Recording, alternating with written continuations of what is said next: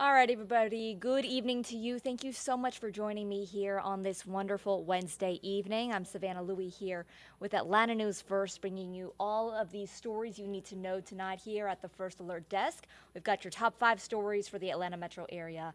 I want to start with a story that has been captivating our area now for a few days. And I think that whenever we have teen or youth violence, it is something that really is striking for not only families who are involved, but for everybody in our area. And tonight, with the very latest here, we have a balloon release happening this evening for a young teenage girl who was killed just over the weekend here. I'm going to show you that young girl here. Her name is Breasia. Now, she was just 16 years old when she was shot and killed early Sunday morning at a gathering after a graduation party. You might remember we told you about that. Now her grandfather is speaking out. He says that he feels numb. His baby girl is really gone. He says Breasia had a bright future ahead of her. The star athlete and scholar had just finished her sophomore year at Benjamin E. Mays High School and was about to start working for the City of Atlanta's Summer Youth Employment Program. I want to now play you an interview that we had with her family. Very short here, but you can kind of grasp and understand some of the anguish and emotion that they're feeling right here. I'm hoping my words will reach somebody's child, or reach somebody's mama, or reach somebody in the community. Again, I know that was very short. We are going to have more about this story and about that balloon release coming up tonight on Atlanta News First on Peachtree TV at 9 and 10, along with WANF at 11 o'clock tonight. Hopefully you can join us for that. But the family tells us they want justice for Breasia. They also want to be advocates to end gun violence in the community. And that is what you just heard that family member right there in that interview express to us, Atlanta News First. All right, we're going to move straight ahead here to our next story for this evening. Going to see if I can throw up a graphic. Here we go. Alrighty. You might remember this story. It was huge when it broke just a couple of days ago when a woman was shot at as she was driving in a Uber. Very scary moments here. This happening in Buckhead. Now, the very latest with this is that we have the 911 calls released. These were made moments after that shooting occurred. Again, that shooting in Buckhead on Lindbergh Drive and Adena Drive at around 4:30 Tuesday morning. I'm going to go ahead and play that call for you right now. I don't know which street I am because somebody shot in them. Someone shot at your car? No, somebody shot in my car. I'm one driver. Incredibly scary moments there for that Uber driver. Now, police are still conducting an investigation on this case as we continue to learn more about what exactly happened, and the person or people responsible will continue to bring you all of the latest updates. All right, want to go straight to this next story here. Another story about gun violence, but very different from the previous two that we've already discussed tonight. There is a gun store owner up in Gwinnett County who says he wants to close his store due to gun violence in the community. We had our reporter Yasmina Alston visit that shop earlier today. I want to bring you her report that she did for us just a couple of hours ago. Here she is. It was an easy decision for John Waldman to decide to close the doors of his Duluth gun store after 2 years. In the last 4 years, it's been kid after kid after kid. The Nashville school shooting in March that killed 6, including 3 children, was the final straw. That's when John Waldman set a closing date for Georgia Ballistics. Every time you point, there's 3 fingers back at you. And if I don't do anything, I'm a hypocrite. Waldman says he can't stand the thought of one of his guns possibly taking a child's life or even ending up in the hands of a young person. I don't want something that I carry to be used against kids, police. You never know. A store he opened on Peachtree Industrial Boulevard after the pandemic, using his expertise to run it. Waldman believes in defending your family and used to work in security, but the youth violence has become too much and the what-ifs too great. I could have sold a Glock that got stolen, then they got it, and then all that. And then the ATF comes to me, who'd you sell it to? Then they gotta talk to that person, who'd you sell it to? Oh, I lost. It shouldn't be a game of where's Waldo. Gun violence is the leading cause of death for children in the U.S. According to Everytown, an average of 133 Georgia children and teens die by guns every year. In Gwinnett County, the medical examiner says 24 juveniles died from gun violence between January 1st of 2020 and April 25th of this year. Now Waldman is trying to give his remaining guns to prevention organizations so they don't end up on the streets or part of those statistics. And the last day for Georgia Ballistics will be on June 15th in Duluth. Yasmina Oldston, Atlanta News First. All right, that is such an interesting story, I feel like. You know, we hear so many different people coming forward with their ways to end gun violence. I think everybody can agree it is a major problem. I mean, not just here in Metro Atlanta, but across the country. And so that's just one man's way of taking a stand and trying to make a dent in this huge problem that we are all up against.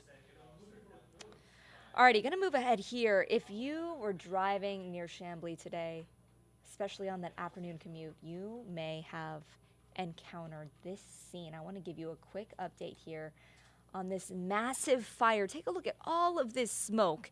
Several roads were closed in the city of Chamblee as DeKalb County fire crews battled this fire at a former industrial plant. This is, again, earlier this afternoon.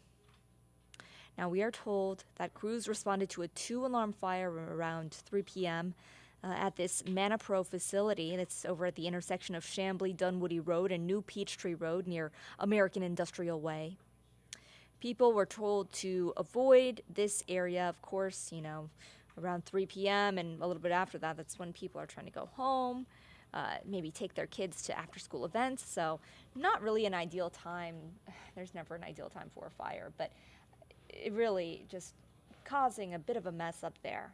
Now, thankfully, no injuries were reported.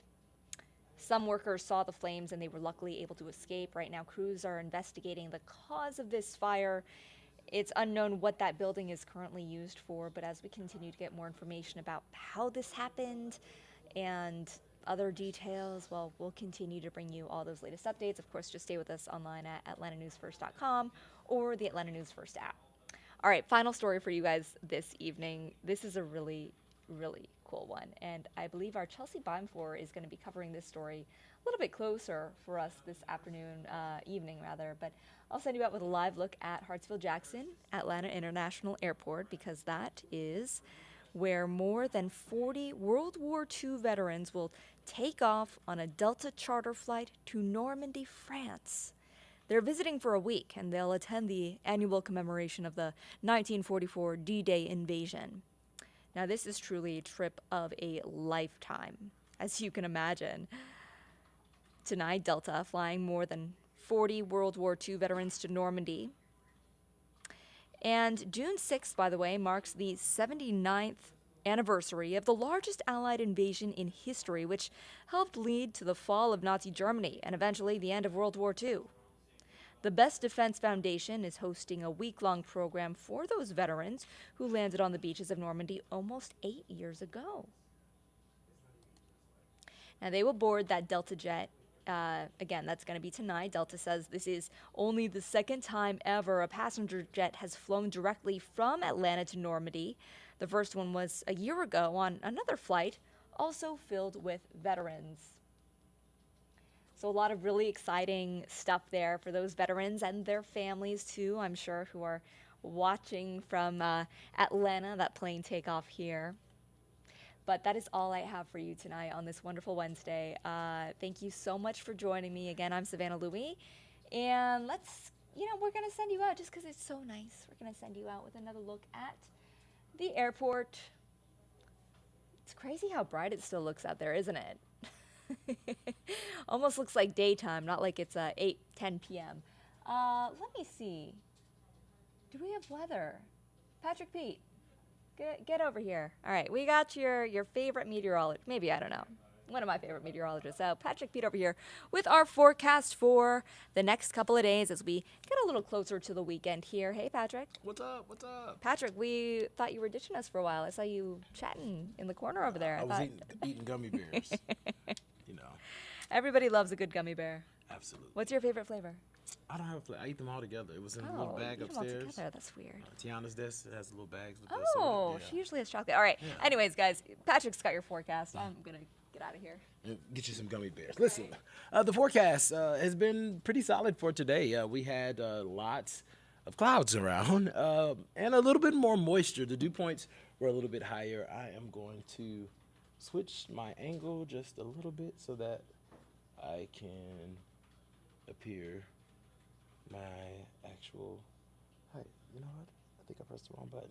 But let's go back to that view for you for a second, just so that you can kind of get a good view of Hartsville-Jackson Airport. It is looking gorgeous out there. It is an amazing day as far as the skies are concerned. We have had limited moisture around, which is great news.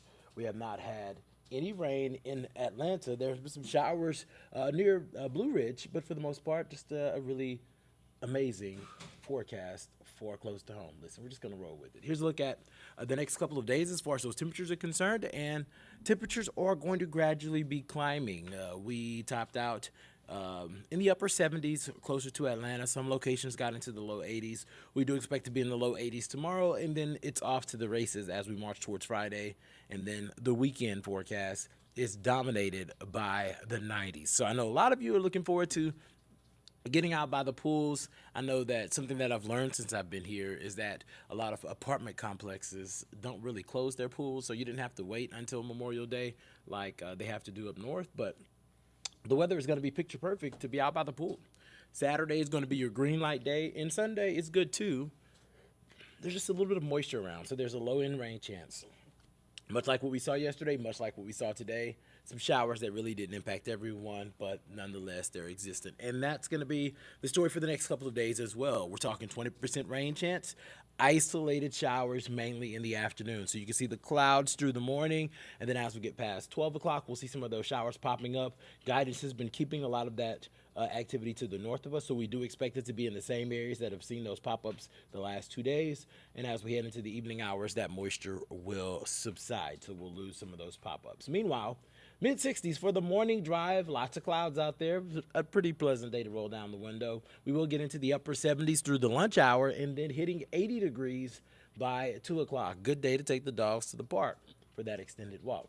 And check it out, Summer Walker is in town tomorrow night, performing at Cobb Energy Performing Arts Center. If you're in the mood for some what I guess I would be considered new school R&B, that's going to be a green light event starting at 8 o'clock, 79 degrees. We will see some breaks in the clouds. It's going to be a fantastic evening. Light breeze out of the east at 5 miles per hour. So maybe do a little bit of a lunch or I guess an early dinner before the concert. You're good to go.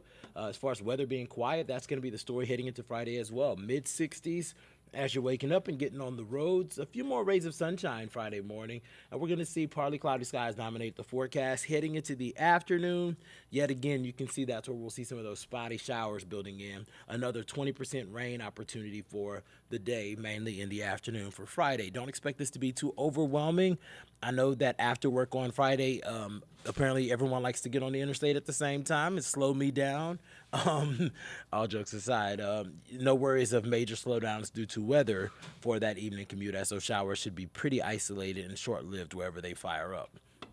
Meanwhile, we'll be clearing and still warm through 11 o'clock Friday night. I mean, if you're going out, stepping out of the house at 11 o'clock, it's still going to be near 70 degrees across most of North Georgia. So definitely going to be an above average day. Heading into the weekend, if you were thinking of going to the mountains, Helen, we're going to be at 88 degrees, good mix of sun and clouds. Hanging out at Lake Lanier, 89, and warming through your Sunday, closer to Hilton Head will be near 80 degrees on Saturday, but there will be some pop-up showers for sure there. So if you were looking for a dry beach all weekend, this is going to be the second weekend in a row that I say this.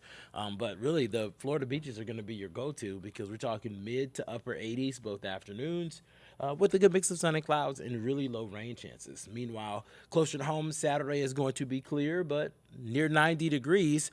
Some afternoon pop-ups on Sunday with above average temperatures lingering, and then heading into next week, we really don't change the story much because this setup is going to stick around, which is nice as far as keeping humidity out of crazy territory. It's keeping those pops or those chances of rain pretty low, and it's giving us some temperatures that are summer-like, a good taste of what for sure is to come heading into the next couple of days. So lots going on with weather, lots going on with the news, and that's why we have a team of 1 million people in here right now working hard to get the latest updates to you guys at 9 o'clock. And of course, you can check us out on Peachtree TV. And then, of course, 10 o'clock as well, and then 11 o'clock on Atlanta News First. So I'm going to leave you to the 7-day forecast, which some folks would consider to be some pretty gorgeous weather. I'm in that category because I like dry, relatively dry patterns and humidity that is, or dew points that are under 70, which means that humidity is fine. And that's what we have coming up for the majority of this 7-day forecast. So I will see you guys tonight at 10. Happy Wednesday.